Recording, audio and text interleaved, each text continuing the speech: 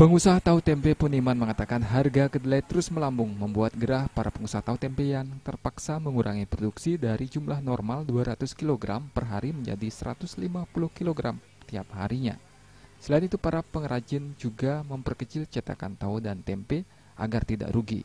Dirinya sangat menyayangkan jika terus-terusan mengandalkan bahan baku kedelai import akan berdampak pada menurunnya produksi tahu tempe karena menggunakan kurs dolar yang nilainya terus naik seperti saat ini.